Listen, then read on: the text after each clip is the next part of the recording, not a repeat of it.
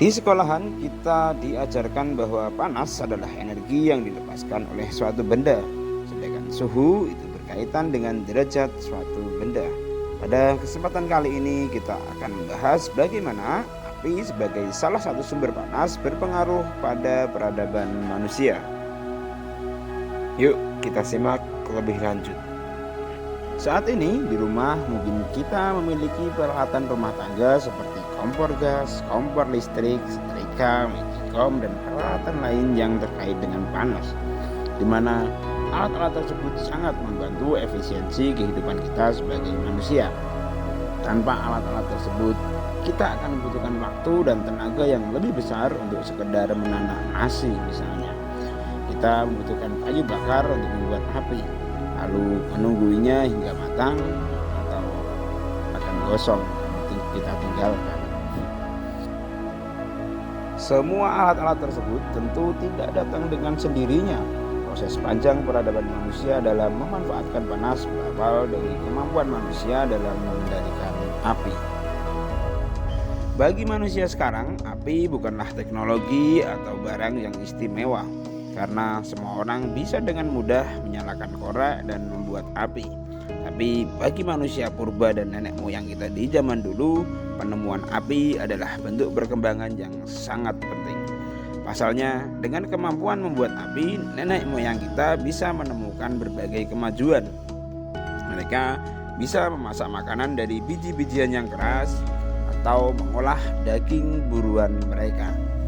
Tidak hanya soal makanan, pengendalian manusia pada api juga telah membantu manusia melewati cuaca dingin yang ekstrim, sumber penerangan, dan senjata. Manusia biasa menggunakan api sebagai senjata agar mereka bisa mendominasi dan mengalahkan binatang-binatang buas yang sebenarnya lebih kuat dari manusia.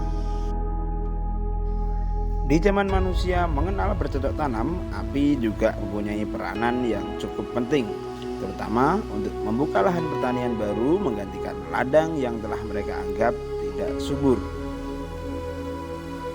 Zaman dan manusia kemudian terus berkembang, tetapi perkembangan itu lagi-lagi tidak bisa dipisahkan dari eksploitasi manusia terhadap api. Manusia kemudian mulai mengenal dan mengubah energi primer menjadi alat menggerak. Tahun 1800-an menjadi masa awal di mana transisi energi terjadi. James Watt yang menyempurnakan mesin uap temuan Thomas Newcomen adalah tahap awal di mana transisi energi mulai digunakan manusia untuk menciptakan teknologi-teknologi baru. Transisi energi ini pada akhirnya memunculkan istilah negara terbelakang dan negara adidaya. Penguasaan mereka terhadap teknologi yang memanfaatkan api ini membuat mereka bisa mendominasi negara-negara lain yang belum bisa menggunakan teknologi tersebut.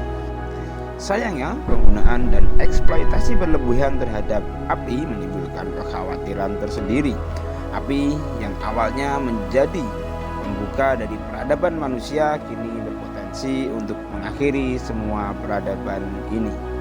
Penggunaan batu bara dan bahan tambang yang berlebihan dikhawatirkan akan menimbulkan bencana perubahan iklim yang bisa berbahaya bagi bumi dan peradaban manusia itu sendiri. Belum lagi keinginan dan nafsu dari negara-negara yang ingin saling mendominasi. Mereka membuat senjata-senjata yang luar biasa yang bisa dengan sekejap memusnahkan peradaban dari manusia. Api yang dulu digunakan untuk menghalau binatang buas agar tidak memakan dan membunuh manusia, kini berpotensi untuk memusnahkan semua manusia lewat senjata nuklir dan senjata-senjata termutakhir lainnya. Demikian pembahasan kita tentang bagaimana api bisa mengubah kebudayaan manusia, dan terima kasih sudah menonton.